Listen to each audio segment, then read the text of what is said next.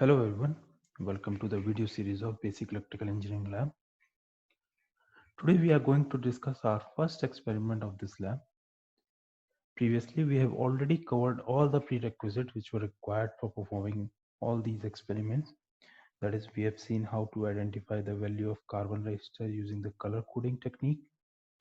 We have seen how to use a breadboard, and we have also learned that how to utilize a multimeter for measurement of voltage and current.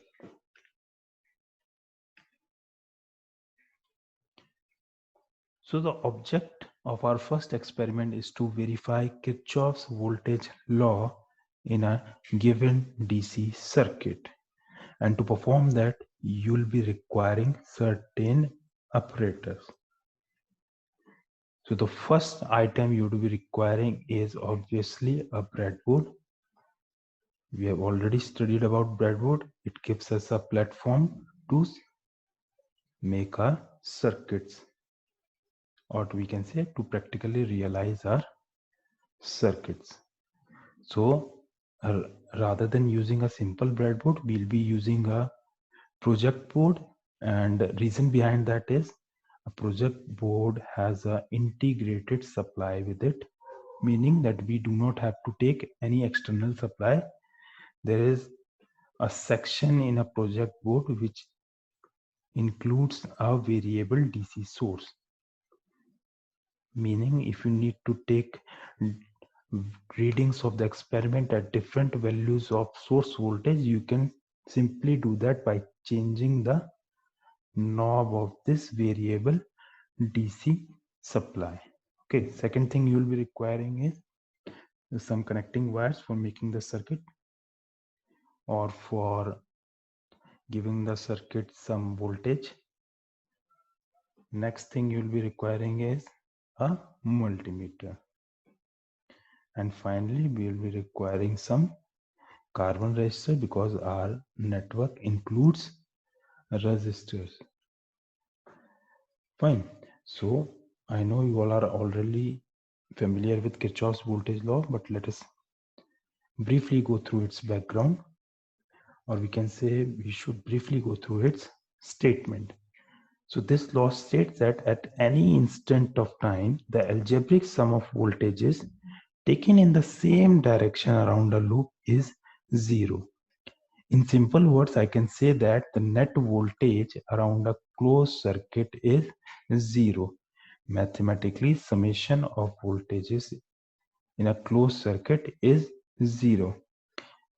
If I take a simple diagram comprising of two resistances and a voltage source Vs and voltage drop across resistance R1 is V1 and voltage drop across resistance R2 is V2, then according to Kirchhoff's law, I will write that Vs is equal to the sum of V1 plus V2. Fine. And if I was supposed to match it with my mathematical expression, I'll write that Vs minus V1 minus V2 is 0. All right. So this is your Kirchhoff's voltage law. So in the objective portion, I have already discussed that we have to prove Kirchhoff's voltage law in a given DC circuit. So this is our given DC circuit. All right. It comprises of four resistances R1, R2, R3, and R4, which are connected in this fashion. And we'll assume that voltage across R1 is V1, voltage across R2 is V2, V3, and V4, which will be measured with the help of these four voltmeters. Voltmeter number 1, 2, 3, and 4. I'll repeat myself.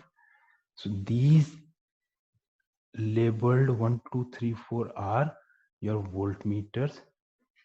Their function would be to measure the voltage across resistances, meaning voltmeter number 1 will give you voltage across resistance R1, and similarly V2 V3, V4 will give you voltages across resistances R2, R3 and R4 respectively. Fine. If we were to analyze this diagram mathematically, we can write that for loop number 1, let us assume that current I1 is flowing here. So we can simply write that Vs is equal to IR1 drop across R1 plus I2 R2, which is drop across R2. Okay, so we can simply say that in loop number 1 we need to prove whether Vs is equal to the sum of V1 or V2, and similarly for loop number 2 we need to prove that whether V2 is equivalent to the sum of, or you can say the summation of voltages V3 and V4. If we are able to prove these two equations, in the end result we will say that our Kirchhoff voltage law has been verified successfully. Okay, so for performing any experiment there are certain steps which needs to be followed. Those steps are known as procedure of any given experiment. So the procedure for this experiment is comprises of 4 important points. What are those 4 important points? Those are, firstly, what you are going to do, firstly you are going to identify the resistors to be used. So in the previous diagram you have seen that we have taken 4 resistances, R1, R2, R3 and R4. Okay, so for these resistances in your lab you will given a bunch of resistances and you will be asked to pick up separate, or you can say certain values of resistance. For example, let me say you will be asked pick up 1000 kilo ohm for R1, 50 kilo ohm for R2, 100 ohm for R3 and for example 50 ohm for R4. Therefore you were taught color coding in the initial videos because you are required to identify these resistances from a bunch of resistances you are being provided with. Secondly, what you are going to do is you are going to connect all these resistances as shown in the circuit diagram. You will take your breadboard and you are going to install those resistances onto the breadboard. Thirdly, you are going to switch on the power supply. Fine. So whenever we perform our experiment, we tend to take 4 to 5 readings at different values of voltage source there, so that our experiment can be perfectly verified. Fine. And lastly, we'll take all the readings of the voltmeters. So let us move on to how this circuit would look like on the breadboard. So there could be 2 major ways this circuit could be made onto the breadboard. Although there could be numerous number of ways, but I have taken 2 most common ways. This could be method number 1. This could be method number 2. Okay, so I'll be using method number 1 and 2 most commonly for all the upcoming experiments. All right, so in first method what I have done is, let us verify whether it is correct or not. So I have to connect 4 resistances. So let us check method number 1. This is resistance R1, this is resistance number R3, this is R2 and R4. Fine. So my method number 1 is utilizing one power rail and one element rail. Okay, and my method number 2 is utilizing both the component rails, or you can say element rails. Okay, so in method number 1, let us see, this is resistance R1. It has to be connected to R2 at this node. So this node here is represented by this column. Okay, so at this column, how many terminals are to be connected? One terminal of R1, one terminal of R3, and one terminal of R3. So you can clearly see here, all the 3 terminals are connected in this column for R1, R3, and R2. Okay, so the second terminal of R3 is connected to R4 here. So this is what it would look like onto the breadboard. Fine. And R4 and R2 are connected together. So rather than connecting vertically, I have connected them horizontally because we know that this rail, or you can say this section, the holes are connected horizontally with each other, meaning that these 5 from here till here are connected internally. Okay, so I had the option of connecting R4 here, here, here, or anywhere in the same line where R2 is connected, and it would be considered connected with R2. Okay, and as far as the voltage source is concerned, the positive terminal is going to R1. Let us see whether positive terminal of battery is going to R1. Yes, it is connected to R1. And whether the negative terminal is connected to where R2 and R4 are meeting. Let us see. So negative terminal is here and is connected to where R2 and R4 are meeting. So this method has been verified, meaning that this is correct. So let us verify second method. So accordingly, this is R1, this is R3, this is R2, and this is R4. Okay, let us check this node. One terminal of each R1, R2, and R3 should be connected here. Yes, it is connected here.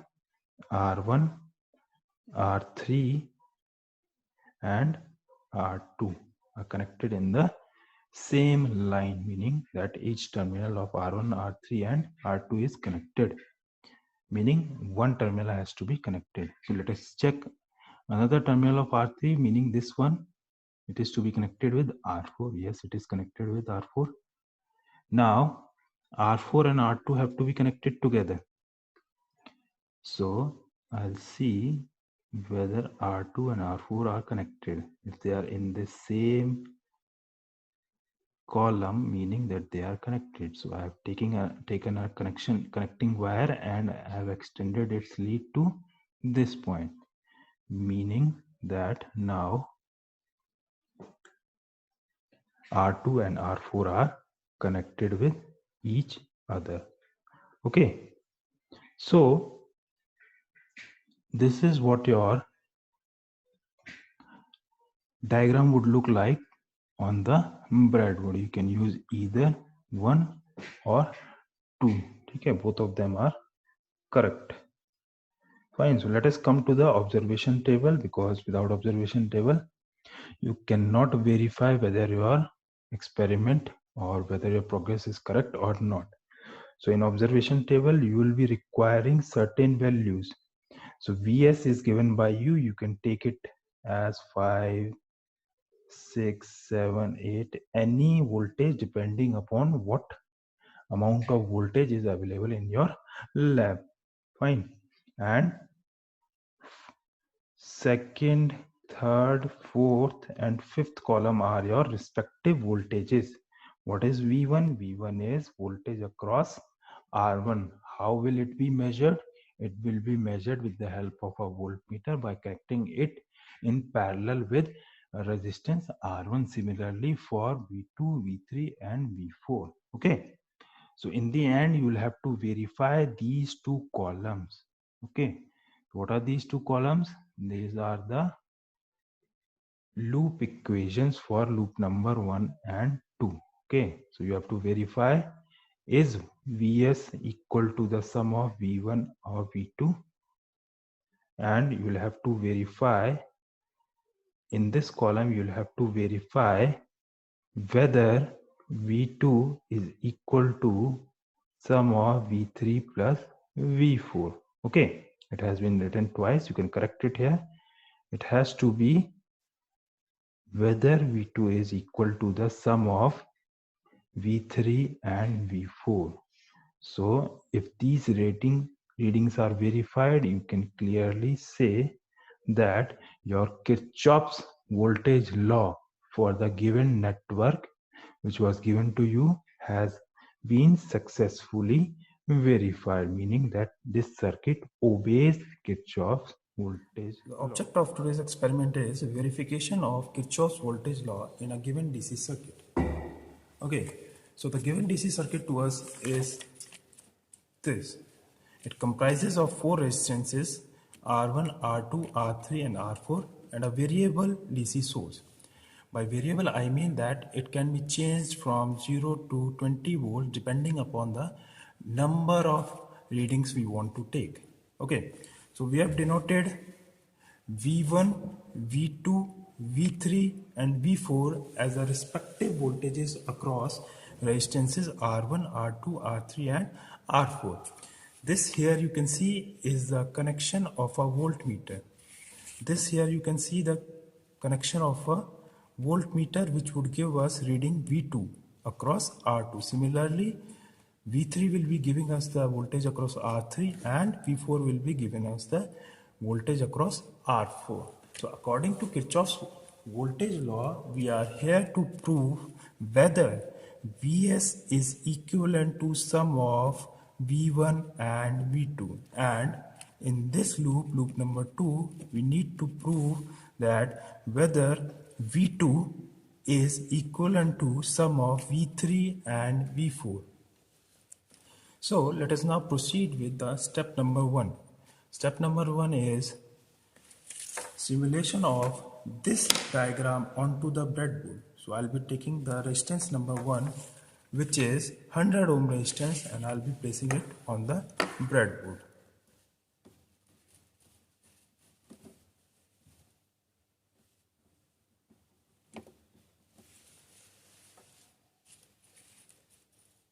Second resistance is R2. One terminal of R2 is connected to R1 and another is here. Similarly, I'll be taking R3, which is at the same point, and the other leg you can join anywhere. Similarly, I'll be taking R4, and you can see one terminal of R4 is with R3. So let me join. I have only 4 options to join R4, that is within these remaining 4 holes, and another leg of R4 is connected with R2.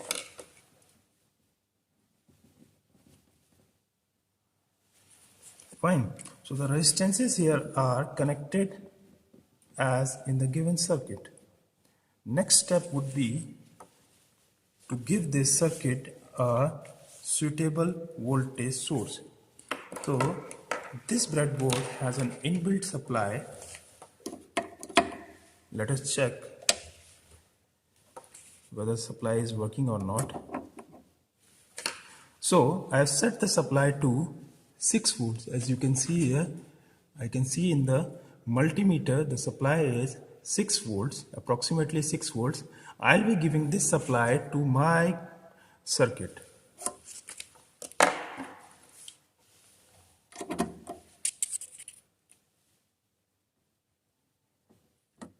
And the negative terminal of the voltage supply is connected to the one leg of R2, so which has been done here. The negative supply has been given to the terminal of second terminal of R2, where R4 was also joined. So now next step would be measurement of different voltages across all the four resistances. So for measurement of different voltages, I have made a observation table here, which comprises of 5 columns. In column number 1, I'll be writing my supply voltage. So my supply voltage here is 6 volts. So I have written 6 volts here. Okay. And let us now measure voltage V1. Voltage V1 would be measured across resistance R1. So connecting my voltmeter to the two terminals of resistance R1, it is giving me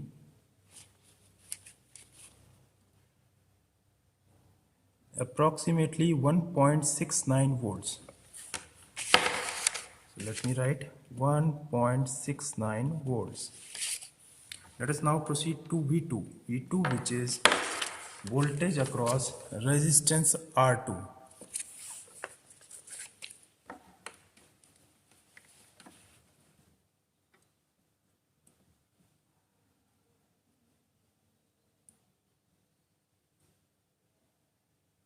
So you can see here in the voltmeter, the reading is 4.33. So let me write down value of V2 to be 4.33. Similarly, let us now take the readings for V3 and V4. So V3 here is coming out to be 2.25 volts. 2.25 volts. Let us now take reading for V4.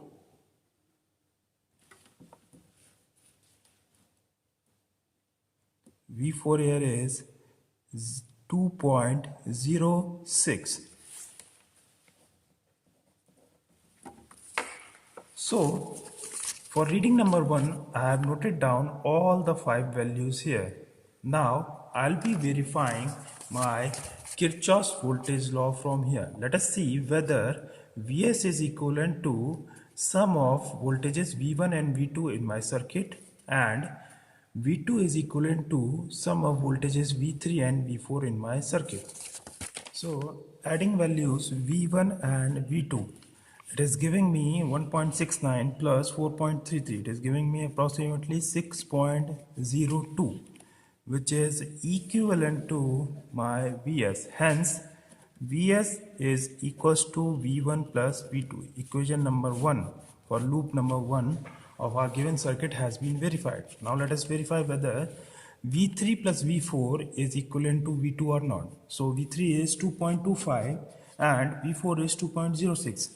So it would give me approximately 4.31, which is also equivalent to V2. Hence my second equation, which was V2 is equals to V3 plus V4, which I got from loop number 2, has also been verified.